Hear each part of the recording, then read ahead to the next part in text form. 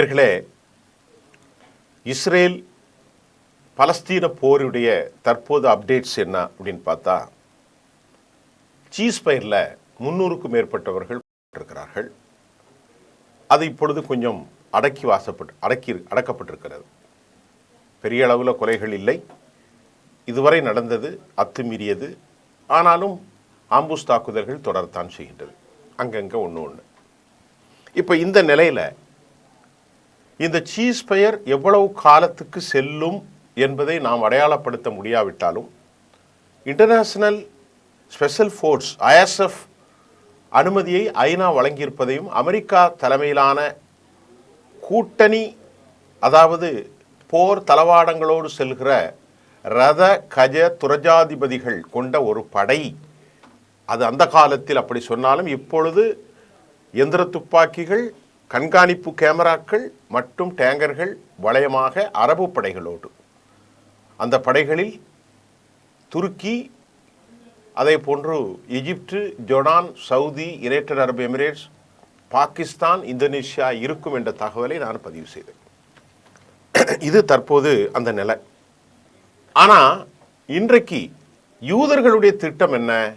2 திட்டம் அவர்களுக்கு இருக்கு. ஒன்று, ஒட்டுமொத்தமாக காசாவை அழித்து மக்கள் இல்லாத ஒரு மண்டலமாக மாற்ற வேண்டும். இது அவர்களுடைய திட்டம்.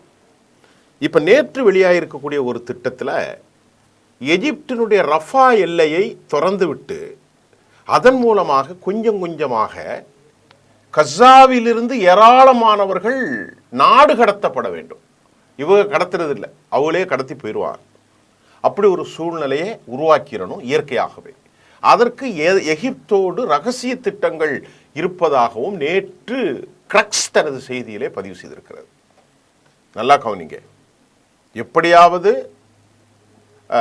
கசாவில் ஆரவாட்டமற்ற சூழ்நிலையை வருங்காலத்திலாவது உருவாக்கி, நிடகாலத்திற்காவது ஒரு திட்டமாக உருவாக்கி, அதில் ஒரு ஆள் இல்லாத மண்டலமாக உருவாக்கி தாங்கள் மறுபடியும் அதை பிடிச்சுக்கிடணும் அப்படிங்கிறதான் யூதர்களின் ஒரு பெர்மனன்ட் சொல்யூஷன், ஒரு தீர்வு என்று அவர்கள் நம்புகிறார்கள்.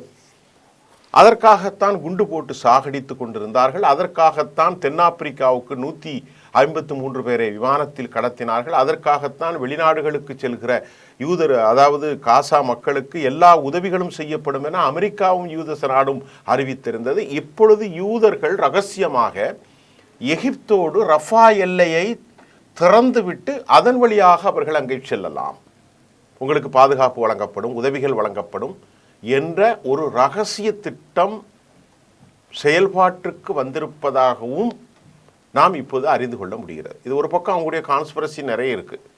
மனிதனுடைய கான்ஸ்பிரசியை விட இறைவனுடைய கான்ஸ்பிரசி ரொம்ப பெருசு. அவன் யூதர்களுக்கு மட்டுமல்ல, முஸ்லிம்களுக்கோ கிறிஸ்தவர்களுக்கோ இந்துக்களுக்கோ யாருக்கும் உள்ள இறைவன் என்று நாம் சொல்ல முடியாது. அவன் மனிதனின் இறைவன்.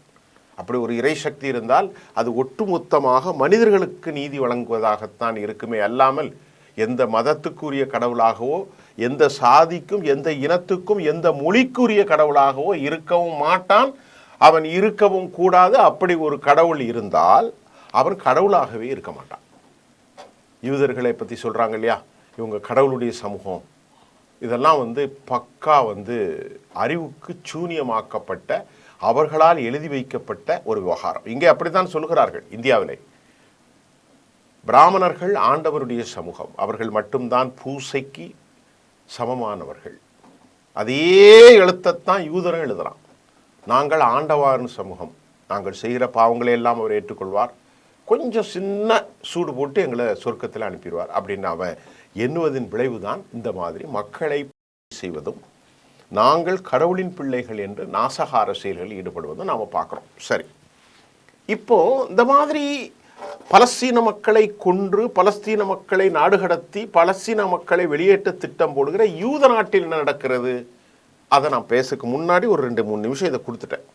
இப்போ தற்போது யூதர்கள் அதிகமான பேர் போர்ச்சுகல் சென்று வாழ விரும்பும் காரணமாக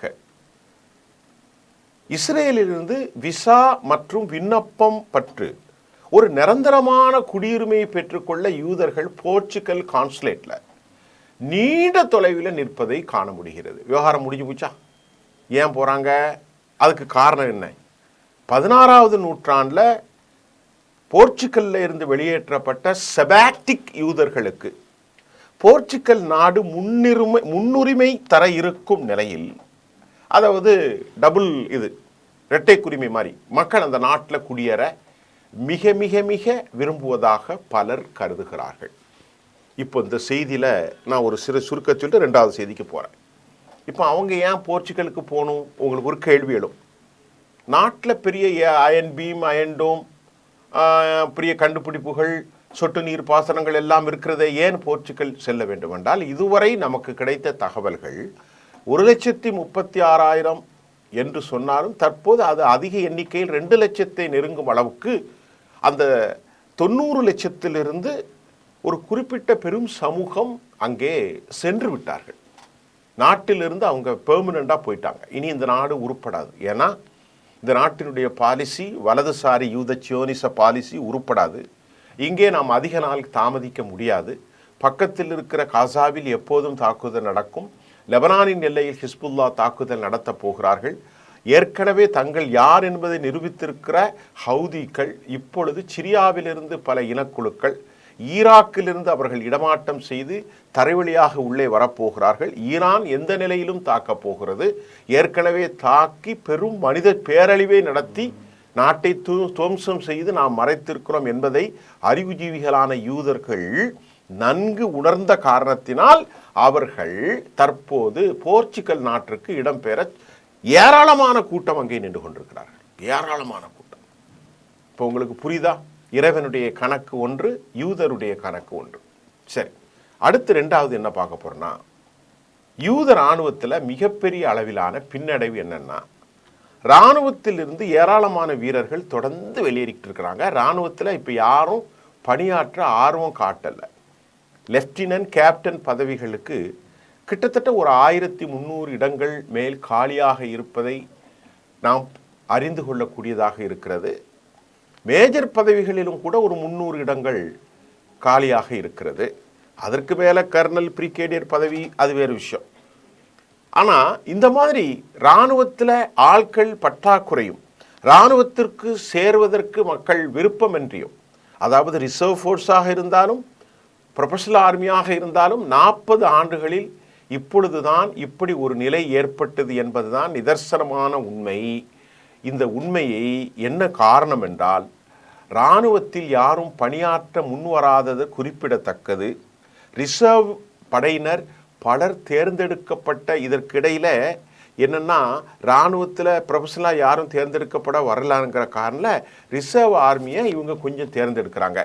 அவங்க என்னென்னா முழுமையாக டெக்னிக்கல் எக்ஸ்பர்ட்ஸ் கிடையாது. அவர்கள் இராணுவத்திற்கு உதவி செய்வதற்குத்தான் வருவார்கள். தளவாடங்களை எடுத்து கொடுப்பது, குண்டுகளை இடம் கடத்துவது, உணவுகள், இப்படித்தான்.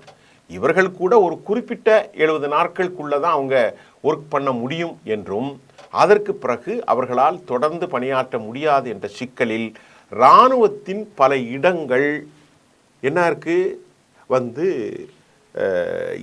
போரிடுவதற்கு ஆள் இல்லை. ஒரு 15,000 போர் வீரர்கள் உடனடியாக தேவை. ஆனால் ரிசர்வ் ஆர்மி மட்டும் இருக்காங்க. அவங்க ஒரு 70 நாள் தான் இருப்பாங்க. அதற்கு பிறகு போர் செய்வதற்கு ஆள் இல்லை, தளவாடங்கள் இல்லை என்ற நிலை இப்பொழுது 40 வருஷத்தில் கிட்டத்தட்ட 4 தசாப்தங்களுக்கு பின்பு இப்பொழுதுதான் ஏற்பட்டிருக்கிறது என்ற தகவல்கள் அவர்களுக்கு நல்ல செய்தி அல்ல. இப்போ பாருங்க எப்படியெல்லாம் சதியில் சிக்கிறாங்க. முதல் சதி என்ன? போர்ச்சுகல் மட்டுமில்லை, யூரோப் நாடுகள் மட்டுமில்லை, லத்தீன் அமெரிக்க நாடுகளுக்கும் பல நாடுகளுக்கும் மக்கள் வெளியேறாங்க பாதுகாப்பு கருதி. இனி இங்கே வாழ முடியாதுன்னு அவங்க தீர்க்கமாக பண்ணிட்டாங்க. இதனால் இந்த இராணுவத்தில் இப்பொழுது ஆட்கள் இல்லை. 2வது, இராணுவத்தில் சேர ஆள் இல்லை, இராணுவத்தில் படை செய்வதில்லை, இளைஞர்கள் சேர முடியல. இப்போ அங்கு உள்ள சமூக கட்டமைப்பு எப்படி இருக்குது அப்படின்னு பார்ப்போம். இப்போ யூத சமூக குடும்பம், அந்த சமூக அமைப்புகள் இந்த போருக்கு அப்புறம், பெஞ்சமின் நெத்தானியாவுடைய போருக்கு அப்புறம் சீர்குலைந்து உள்ளதாக கூறப்படுகிறது. அந்த நாட்டில் 20 விழுக்காடுக்கு மேற்பட்ட மக்கள் விவாகரத்தை நாடி வரும் நிலையில் இந்த போரின் மூலமாக ஒட்டுமொத்த யூத சமூகமும் பல்வேறு சீரழிவுகளை, பேரழிவுகளை சந்திக்க வைத்துள்ளது என்பதில் எந்த மாற்று கருத்தும் இல்லை. அதன் தொடர்ச்சியாகத்தான் இராணுவ பற்றாக்குறை மட்டுமல்ல, தற்கொலைகள் தொடர்கின்றது, ரீஹபிலிட்டேஷன் சென்டர் அதிகரிக்கிறது, பல்லாயிரக்கணக்கான மக்கள் ரீஹபிலிட்டேஷன் சென்டரில் அவங்க தங்கி இருக்கக்கூடிய ஒரு சூழல் தற்போது காணப்படுவதை நாம் பார்க்கிறோம்.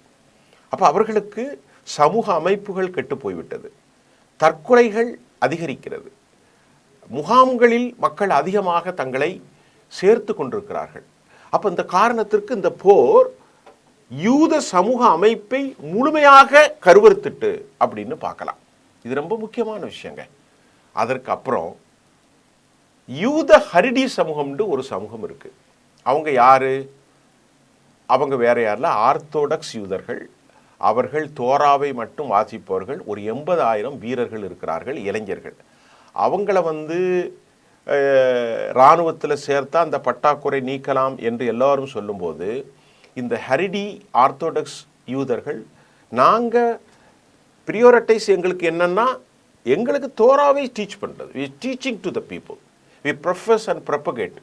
நாங்கள் அதை தாண்டி நாங்கள் எதுவும் செய்ய முடியாது அப்படின்னு அவங்க மறுத்து, அப்படின்னா எங்களை சேர்க்க வேண்டும் என்று சொன்னால் நான் உனக்கு ஆதரவு கொடுக்க மாட்டேன் எப்படின்னா ஆர்த்தோடாக்ஸ் யூதர்கள் சொல்லி இப்போ அவரை ரகசியமாக ஒரு பேச்சுவார்த்தை நடத்தி அவர்களிருந்து விலக்கு வருவதாக ஒரு செய்தி வந்திருக்கிறது. இப்போ அதில் ஏற்பட்டிருக்கக்கூடிய தாக்கம் என்ன, அதை நான் ரெண்டாவது சொல்கிறேன் உங்களுக்கு. இதுக்கு இடையில் இஸ்லாமிய மதத்திலிருந்து வெளியேறி மற்றொரு மதமாக மாறியார்கள். அவர்கள் டுருஸ் குழுக்கள் இப்போ யூத இராணுவத்தில் பணியாற்றி வருகிறார்கள். அவர்களும் அங்கே பணியாற்றி வருகிறார்கள். இப்போ பெஞ்சமின் நெத்தானியாகு, நான் இப்போ ஏற்கனவே சொன்ன மாதிரி, இந்த ஆர்த்தோடாக்ஸ் தோராவை படிக்கக்கூடியவர்களுக்கு விலக்கு கொடுத்ததன் மூலம் தனது ஆட்சியை காப்பாற்றி கொள்ளலாம் என்று நெசட்ஸினுடைய முடிவுக்கு மாறாக அவர் ஒரு சில கருத்தை எடுத்திருப்பதை முன்னாள் இஸ்ரேல் பிரதமரும் இந்நாள் எதிர்க்கட்சி தலைவரும் நாப்தலின் பெனட் உள்பட பல்வேறு எதிர்க்கட்சி தலைவர்கள் ரொம்ப கடுமையாக எதிர்க்கிறார்கள். அதாவது இது டைம் டேபிள் போட இயலாத சூழ்நிலையில் ஹெரிடி குழுக்கள் இராணுவத்தில் பணியாற்றிட தற்காலிக ஓய்வு வழங்கப்படுகிறது என்று பெஞ்சமின் நெத்தானியாகுவினுடைய அறிவிப்பின் மூலம் அவரது ஆட்சி காப்பாற்றப்பட்டு இருப்பதாகவும் கூறப்படுகின்றது. இப்போ என்ன சொல்கிறாரு நாப்தலின் பென்னட்டு, முன்னாள் பிரதமர் இந்நாள் எதிர்க்கட்சி தலைவர், அவர் என்ன சொல்கிறாருன்னா பைபிளுடைய விவிலிய வாசகங்களை மேற்கொள்கிறார். காட்டி சொல்கிறாரு, இங்கே பாருங்க, உன் சகோதரன் போருக்கு செல்லும் நிலையில் நீ போருக்கு செல்லாமல் இங்கு தாமதிக்கலாமா என்று அவர் குறிப்பிட்டிருக்கிறார். அப்படின்னா யூதனா ஒருத்தன் பிறந்தாலே அவன் போர் செய்யணும் அப்படிங்கிறத நாப்தலின் பெனட் சொல்லிட்டு ஆர்த்தோடாக்ஸ் யூதர்களுக்கு போருக்கு செல்லாமல் இருக்கக்கூடாது என சொல்லிட்டார். ஆனால் பெஞ்சமின் நெத்தானியாகு நைஸா டைம் டேபிள் போடுறதற்கு அவன் ஏமாற்றுகிறார் என்ற சூழ்நிலையில் இப்பொழுது 1,00,000 பேர் அல்லது 80,000த்திற்கு மேற்பட்ட ஹெரிடி யூத இளைஞர்களை இராணுவத்தில் சேர்ப்பதற்கு தடையை தற்காலிகமாக போட்டிருக்கிறார் பெஞ்சமின் நெத்தானியாகு. அதனால தான் டைம் டேபிள் போடலை, அதை போடலை, இதை போடலைன்னு ஏமாற்றாரு. பெஞ்சமின் நெத்தானியாகுடைய ஆட்சி காப்பாற்றும் திட்டத்தை நாப்தலின் பெனட் மிக கடுமையாக கண்டித்திருக்கிறது குறிப்பிடத்தக்கது. இப்போ அந்த நாட்டில் ஏன்னா ஒரு இறையியல் தத்துவம் எப்படியெல்லாம் பழி வாங்குது பார்த்தீங்களா? கொஞ்சம் பொறுமையாக இருங்க, இன்னும் நிறைய விஷயத்தை சொல்ல போகிறேன். இதற்கிடையில் பல லட்சக்கணக்கான மக்கள் நிரந்தரமாக யூத நாட்டை விட்டு வெளியேறி போயிட்டு இருக்கிறாங்க. They have been moving. அவங்க மூவ் ஆகிட்டு இருக்காங்க. இன்னும் பல ஆயிரக்கணக்கான மக்கள் போர்ச்சுகீஸ் எம்பசியில் இரவும் பகலுமாக காத்து கிடப்பதற்கு என்ன காரணம்? இனி இந்த தேசம் நமக்கு பாதுகாப்பு இல்லை என்ற நிலைக்கு உந்தப்பட்டு தள்ளப்பட்டுள்ளதை நீங்கள் புரிஞ்சிருப்பீங்க அப்படின்ட்டு நான் நம்புகிறேன். இப்போ ரஃபா கேட்டு ஏற்கனவே திறந்ததையும் நான் சொல்லிட்டேன். காசா மக்கள் வெளியேறிய ரகசிய திட்டங்கள் போட்டதையும் நான் உங்களுக்கு சொல்லிட்டேன். இவ்வளவு சூழ்நிலை இருக்கிறதுல இன்னொரு முக்கியமான விஷயத்தை பாருங்க. இந்த போரை நடத்தி 70,000த்திற்கு மேற்பட்ட மக்களை செய்து 1,81,000 2 லட்சம் பேரை ஊனமாக்கி கால்கைகள் முறிந்து உடல் பாகங்கள் சிதைந்து பிள்ளைகள் மனவலிமையற்ற நிலையில் பயங்கரவாதத்தின் தலைமை செய்திருக்கிற பெஞ்சமின் நெத்தானியாகு அவமானத்தை சந்தித்த போதும் கூட உலக சமூகம் இதை புரிந்து கொள்ள வேண்டும். கடவுளின் பிள்ளை என்று சொல்லக்கூடிய யூதன் இதே பெஞ்சமின் நெத்தானியாகு மன்னிப்பு கேட்கிறார். நான் தெரியாமல் ஊழல் செஞ்சுட்டேன், என்னை மன்னிச்சிருங்கோன்னு he wrote the letter to the president of யூத சமூகத்தினுடைய சனாதிபதிக்கு மன்னிப்பு கேட்குறான். என் பொண்டாட்டியும் நானும் ஏராளமான பணத்தை சுவாகா செய்துட்டோம், எங்களை மன்னிச்சிருங்கோ அப்படின்ட்டு அவன் மன்னிப்பு கேட்குற காட்சியும், இந்த பாவத்தின் சம்பளம் மரணம்னு சொல்லுவாங்கள்ல விவிலியத்தில், இதுதானோ உலகத்தில் வாழுகிற போதே கேவலத்தை சந்திப்பது தானோ? எனக்கு புரிஞ்சுக்கிடுங்க. ஊரார் பிள்ளையை ஊட்டி வளர்த்தால் தன் பிள்ளை தானாக வளரும் என்பது போல் ஊரார் இனத்தையும் நாட்டையும் மக்களையும் துவம்சம் செய்வதற்கு இவர்கள் போட்ட திட்டம் கடைசியில் வினை அவர்கள் மேலே விதைக்கப்பட்டு விட்டது. அவர் நாட்டில் இராணுவத்தில் ஆள் இல்லை, ஆட்சியை காப்பாற்றுவதற்கு போராடுகிறார், தன்னை காப்பாற்ற மன்னிப்பு கேட்கிறார். எந்த நாட்டிலிருந்து மக்களை இடம் தெரியாமல் அகற்ற வேண்டும் என திட்டமிட்டார். போர்ச்சுகலுக்கு மக்கள் சாறை சாறையாக, யூரோப்புக்கு சாறை சாறையாக, லத்தீன் அமெரிக்காவுக்கும் கனடாவுக்கும் ஆஸ்திரேலியாவுக்கும் சாறை சாறையாக மக்கள் வெளியேறி கொண்டிருக்கிறார்கள். இது நிற்கவே செய்து குறித்து வைத்துக் கொள்ளுங்கள். ஒரு ரகசிய திட்டம் அவர்கள் செய்தால் இறைவனின் திட்டம் மிக மிக ரகசியமாக இருக்கும். அதுதான் இதில் ப்ரூஃப் ஆயிருக்கும்னு நான் நினைக்கிறேன். ஏன்னா இன்றைக்கு மத்திய கிழக்கில் கொதிநிலை ரொம்ப மோசமாக இருக்குது சார். ஈரான் எந்த நேரமும் தாக்குவாங்க, ஹவுதி எந்த நேரமும் தாக்க போகிறாங்க, ஹிஸ்புல்லா எந்த நேரமும் தாக்குவாங்க. ஹமாஸுக்கு அவர்களுக்கு இடையிலே குஸ் படைகள், அல் கஸ்ஸாம் ரெடியாக இருக்கிறது. இஸ்லாமிக் PIJ, இஸ்லாமிக் ஜிஹாத் கமிட்டிகள் ஏராளமானவைகளுக்கு ஆயுதங்களை கடத்தி ஈராக் வழியாக, சிரியா வழியாக லெபனானுக்கு வந்து கொண்டிருக்கிறது. தபா தாபியினுடைய படுகொலைக்கு பழிவாங்குவதற்காக இன்னைக்கு ஹிஸ்புல்லா தோன்றிருக்கிறார்கள். ஹிஸ்புல்லாவுடைய தலைவர் அலி கராரி, ஃபாத் ஷுக்கூர், ஹசன் நசருல்லா, அதே மாதிரி தபா தாபியினுடைய நாங்கள் பழி வாங்குவோம் என்று அவங்க சொல்கிறார்கள். ஆக இப்படி ஒரு சூழ்நிலையில் ஒரு நிலைத்தன்மை இல்லாமல், அமைதி இல்லாமல் இந்த தேசத்தில் நாம ஏன் வாழணும் அப்படிங்கிறதான் யூத மக்கள் அறிவோடு சிந்திக்கிறாங்க. இனியும் இந்த நாடு நமக்கு வாழ தகுதியற்றது என்று இந்த நாட்டை விட்டு மூட்டை முடிச்சோடு லட்சமாக கிளம்பினால் இன்னும் சில தசாப்தங்களில் யூதர்களின் வலிமை இங்கு குறைந்துவிடும். அது இயற்கையாக நடக்கும். அதற்கான சாத்தியம் இல்லை அப்படிங்கிறத நாம் மறுக்க முடியாது. தற்போதைய களச்சூழல் அதைத்தான் காட்டுகிறது என்பதை நான் அந்த செய்தியை உங்களுக்கு தெளிவாக உண்மையோடு சொல்லியிருக்கேன். நீங்களும் போய் ஏராளமான இன்டர்நேஷ்னல் தளங்களில் சர்ச் பண்ணி இதில் உண்மை இருக்கிறதா என்பதை புரிந்து கொள்ளுங்கள். மீண்டும் அடுத்த செய்தியில் உங்களை சந்திக்கின்றேன்.